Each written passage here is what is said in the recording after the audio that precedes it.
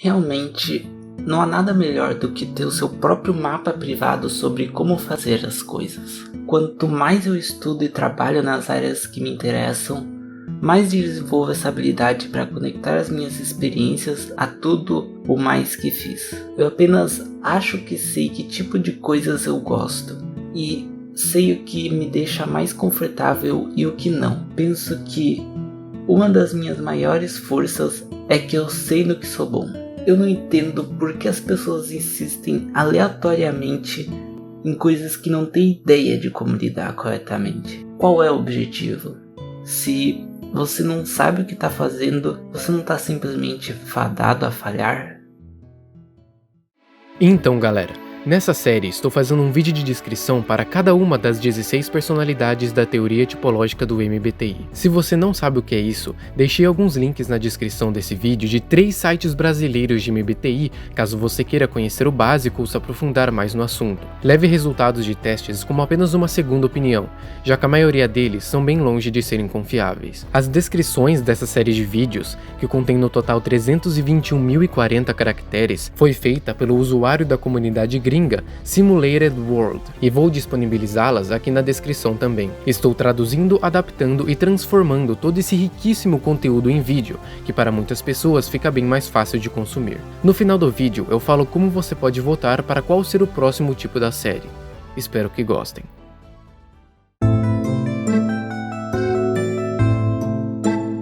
O ISFJ é um dos tipos mais mal compreendidos de todos. O fato de que muitas vezes são mal interpretados e estereotipados de forma imprecisa como ovelhas que vivem para servir os outros e deixar as pessoas passarem por cima deles, serve apenas como um testemunho da verdadeira extensão de sua humildade em termos de quão privado eles mantêm seu verdadeiro eu e suas verdadeiras paixões e interesses. Embora eles prefiram levar a maior parte de suas interações com o mundo externo através da FE auxiliar, que falarei na próxima sessão, isso não é todo o foco principal da hierarquia cognitiva de um ISFJ ou seu estilo de vida preferido. Para entender o significado da SI, precisamos falar um momento sobre a natureza geral da percepção introvertida, compará-la e contrastá-la com as atitudes da percepção extrovertida, pelas quais a maioria das pessoas que escreveram sobre ISFJs reuniu suas informações, perdendo totalmente o ponto sobre o que essas pessoas e suas atitudes dominantes realmente são. Há uma cena no filme Across the Universe, onde 2 personagens discutem à mesa de jantar sobre a natureza da experiência e da identidade. Enquanto um deles, um jovem tipo P, argumenta que quem você é determina o que você faz, o personagem que é presumivelmente um tipo J insiste exatamente no contrário. O que você faz determina o que você é. Essa última atitude é uma ótima maneira de apresentar a filosofia central da SI. Construímos nossas identidades nas experiências que internalizamos. Isso é essencialmente porque os SI dominantes vão tão longe para controlar seu influxo de experiências. Eles não estão recusando experiências desconhecidas apenas para irritar seus amigos EP. Eles simplesmente entendem que o conforto na familiaridade perceptiva é uma força tão poderosa em suas próprias vidas que eles precisam ser extremamente cuidadosos para não se encherem com muitas experiências que podem acabar não sendo saudáveis ou produtivas para ele ao longo prazo. Eles se conhecem suficientemente bem para perceber que, acima de tudo, a sua tendência natural de procurar tipos específicos de informações e experiência depende diretamente dos tipos de materiais que eles se acostumaram com suas experiências anteriores na vida. Como seus primos NI dominantes, os SI dominantes estão mais preocupados com a forma como suas tendências cognitivas individuais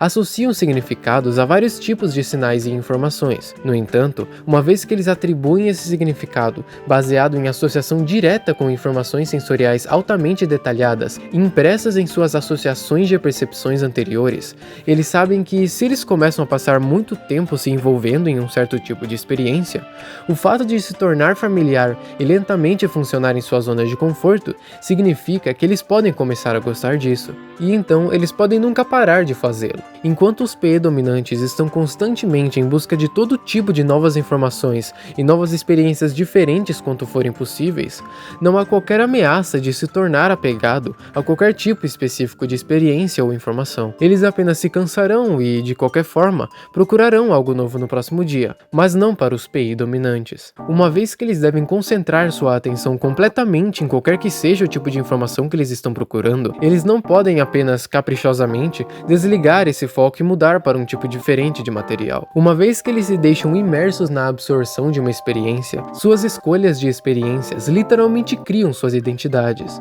Então, como eles podem não estar constantemente atentos sobre o tipo de experiências que eles deixam entrar? Os ISFJs são, acima de tudo, altamente conscientes de sua própria natureza impressionável. Eles gostam de descobrir quais áreas os interessam e, em seguida, maximizam a absorção de todo tipo de informações, dados, conjuntos de habilidades e experiências relacionadas ao mapeamento da maior parte possível do terreno que seja humanamente possível. Conheço ISFJs que se sentam a noite inteira lendo sobre assuntos favoritos no Wikipedia. Note que eles preferem não ficar pulando entre artigos diferentes relacionados tanto quanto possam encontrar. Eles têm um foco, um gosto por certos sabores particulares de informação e eles querem saber tudo o que podem sobre essas áreas específicas. Se você já viu o Antiques Roadshow, mais da metade dos analistas e especialistas que aparecem nesse show provavelmente são ISJs. Eles não se propuseram a se tornar especialistas em seus campos. Eles apenas descobriram que eles gostavam tanto de internalizar as informações sensoriais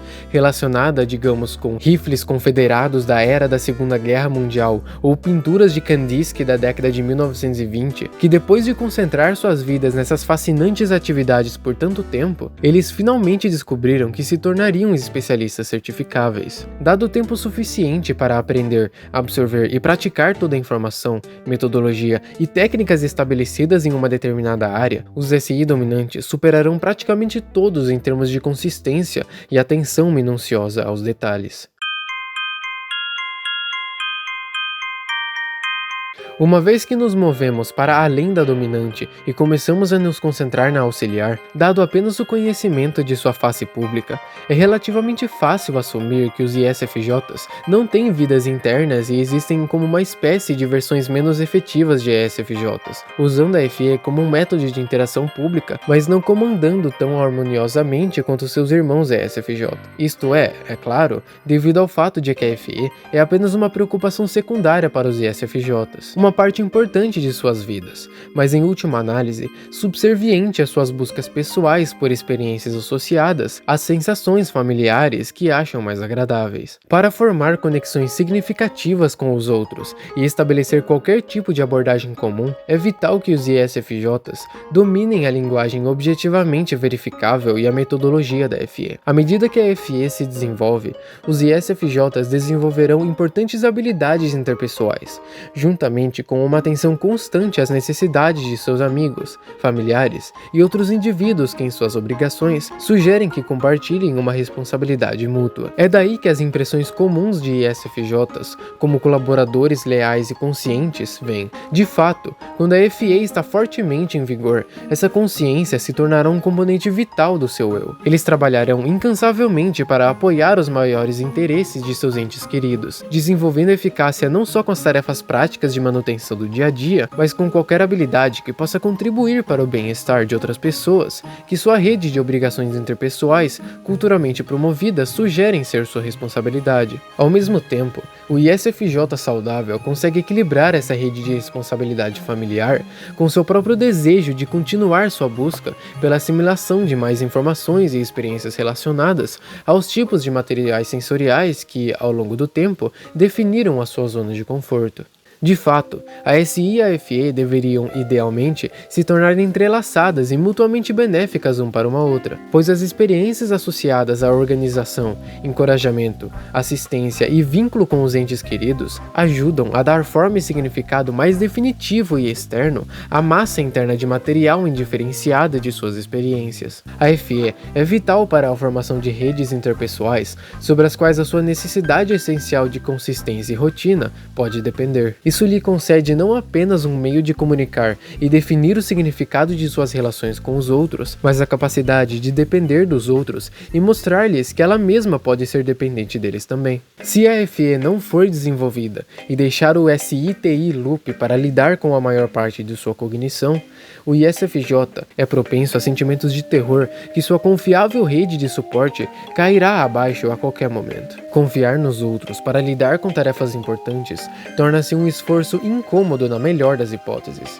Uma vez que o sentimento de confiança e segurança sobre a qual a SI depende tão fortemente nunca está conectado de maneira significativa aos laços e relacionamentos definidos pela interação com os outros, o SITI Loop do ISFJ sente que ninguém, a não ser ele, jamais pode ser confiado para trazê-lo ao tipo de experiência confiável que sua função dominante exige que ele tenha acesso. Sem uma maneira de descrever ou designar objetivamente seus sentimentos para os outros, ou os dos outros para si, nenhum sentimento de confiança em manter responsabilidades mútuas pode se formar. Ele deve fazer tudo por ele mesmo, ou arriscar-se à total ruína através do fracasso dos outros indivíduos, menos confiáveis a defender seus acordos e obrigações. Se você quiser fazer algo bem feito, deve fazê-lo você mesmo, ou enfrentar o desconhecido, totalmente despreparado, o que é, claro, o maior representante do pior medo da SI.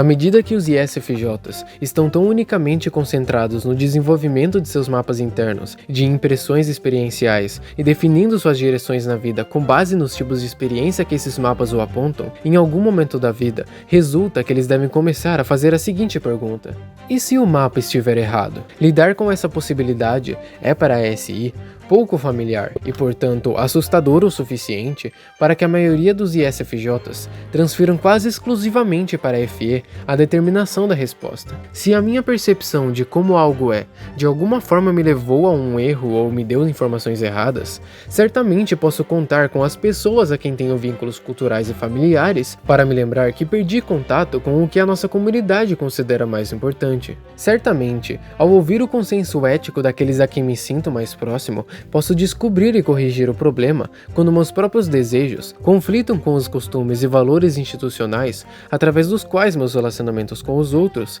têm significado e definição objetiva. Infelizmente, no entanto, o ISFJ experiente notará invariavelmente situações em que nem a SI nem a FE parecem oferecer qualquer solução razoável. Apesar da preferência inerente da SI por aquilo que veio definir sua zona de conforto, em algum momento o ISFJ será forçado a avaliar situações em que as normas éticas coletivizadas da comunidade o surpreenderão como essencialmente falhas em algum aspecto, mesmo que essas normas sejam consistentes com o tipo de experiência que ele incorporou no vasto banco de dados interno da SI, como o padrão familiar e consistente em que ele confiou. Quando isso acontece, o envolvimento da TI terciária entra na situação principalmente para servir como uma espécie de força corretiva, no caso de algo ter sido escrito no mapa que possa entrar em conflito com o próprio senso inato de raciocínio lógico do ISFJ. Isso é o que eu sempre fiz, e é o que todo mundo que eu considero importante diz que eu deveria estar fazendo. E ainda assim, algo sobre isso simplesmente não faz sentido. Isso pode ser duplamente desconcertante, pois representa não só uma ruptura com a confiança incondicional que o ISFJ normalmente coloca em sua própria experiência autorreferencial, mas também uma separação deliberada dos julgamentos externos, sobre as quais as suas relações com os outros são mais diretamente verificadas através de reforço externo. A introdução da TI na mistura parece fazer buracos no próprio tecido de tudo pela qual o ISFJ chegou a definir em sua própria existência. E ainda assim, ele não pode ignorar isso. É somente através desse processo corretivo vital que o ISFJ é capaz de reescrever os segmentos de seus próprios mapas sensoriais para se alinhar mais estreitamente com um senso de justiça universal e consistência de princípios que os padrões avaliativos de sua comunidade têm o contexto para compreender e definir completamente, indo além do que suas próprias experiências pessoais limitadas podem lhe oferecer. Quando aplicado de forma negativa em um estado mal desenvolvido, a TI pode causar modificações prejudiciais prejudiciais, pois sua insistência em simplesmente saber que algo é ou não é inerentemente justo ou razoável pode reforçar todas as piores tendências da SI em termos de autorreferência subjetiva como a solução ideal para todos e quaisquer problemas ou desentendimentos. Convencido, além de qualquer dúvida, que apenas ele tem a verdadeira profundidade de experiência para entender o problema em termos realistas, o SITI Loop do ISFJ pode rejeitar todas e quaisquer opiniões externas, independentemente do status ou relacionamento implícito nas características da pessoa que as oferece. Negligenciar a entrada externa vital da FE pode deixar o ISFJ sem qualquer tipo de padrão externo significativo para avaliar suas próprias avaliações subjetivas sobre o valor geral de qualquer ideia, prática ou metodologia. Por outro lado, uma vez concedido o tempo de crescimento e desenvolvimento necessário, a FE pode intervir para ajudá-lo com o processo de avaliação e lembrar ao ISFJ que, sim, é possível que nossa família e amigos estejam errados, e às vezes nós precisamos ter a coragem de defender nossas próprias crenças quando confrontados com as decisões que afetarão diretamente nossas próprias vidas e nossas necessidades pessoais. Mais importante ainda, a TI permite o processo de correção de mapa retroativo, pela qual a experiência sensorial internalizada pode ser questionada, desvalorizada e, em última instância, substituída por ideais mais efetivos e consistentes. Para o ISFJ, a TI principalmente serve de lembrete de que suas próprias experiências e impressões nem sempre se equiparam diretamente com a abordagem mais universalmente simples ou razoável, e que, um tanto paradoxalmente, às vezes a única pessoa que pode fazer essa distinção ao nível necessário é ele mesmo.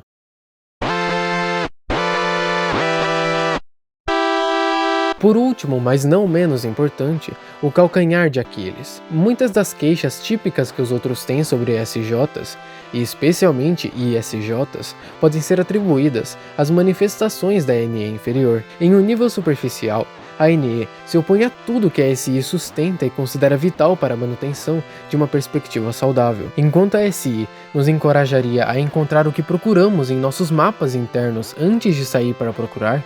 A NE tem uma abordagem um pouco diferente, que as coisas mais interessantes da vida são geralmente surpresas. Nesse momento, já deve ser relativamente óbvio que a SI não gosta de surpresas. Quer informações completas e quer tempo para classificar todas as informações fornecidas e compará-la com seu senso interno de consistência imutável, pela qual tudo em sua visão de mundo tem um significado e uma importância estável. Até que você possa relacionar uma determinada informação com algo que você já conhece, até que você possa mostrar onde cairá no mapa que você já possui, a SI não só não tem uso para essa informação, mas se sente realmente ameaçada por sua presença imponente entre as informações já existentes, pelas quais sua identidade e visão de mundo são definidas. A NE inferior parece balançar essa identidade própria, encorajando o ISFJ a ignorar o que ele conhece e, em vez disso, relaxar e realmente desfrutar de um influxo constante de ideias novas e desconhecidas, de tantas fontes diferentes e desconectadas quanto possível. A NE parece atacar tudo que para a mentalidade da SI é tão importante e significativa. Em vez de comparar cuidadosamente cada parte de informação com todos os outros dados que já possuímos, cada nova informação parece sugerir ainda mais conexões para padrões mais abrangentes que continuam a mudar o significado e ameaçar uma interpretação estável. É quase como se a NE sugerisse que, quanto mais sabemos, mais não sabemos. Quanto mais descobrimos que há, potencialmente, erros com o mapa que lemos até agora. Em vez de contribuir para um entendimento mais completo, a NE inferior assusta o ISFJ, dizendo-lhe que quanto mais ele aprende, mais ele será forçado a lidar com o desconhecido sem um plano de ação ou a oportunidade de se educar sobre as possíveis reações. O resultado é muitas vezes uma forma de esgotamento paralisado, preso entre o desejo de conhecimento e preparação e a percepção inevitável de quanto mais conhecimento ele ganha em suas áreas preferidas, mas ele terá que reconhecer novos relacionamentos e conexões entre esses conhecimentos e outras áreas ainda desconhecidas. A compreensão resultante de que ele nunca terá um mapa completo chega ao ISFJ como uma realidade aterrorizante. Sempre haverá incerteza, e sempre haverá coisas com quais ele deve se adaptar sem tempo de se preparar para isso. Na prática, a NE inferior se manifesta muitas vezes sob a forma de inseguranças e medos extravagantes extravagantes, resultantes da incapacidade de distinguir entre as probabilidades relativas da ocorrência de vários eventos. À medida que o ISFJ se torna cada vez mais estressado, ele é forçado a enfrentar uma inundação incontrolável de possibilidades cada vez mais estranhas e irrealistas para o futuro. E se o meu cônjuge morrer de um ataque cardíaco do nada? E se meu escritório for engolido por uma bola de fogo gigante? E se os alienígenas escravizarem a Terra, sequestrarem meus filhos e eu nunca mais ver eles? E se o fluxo implacável e constante de possibilidades futuras destruir totalmente minha confiança em qualquer tipo de estilo de vida confortável e consistente?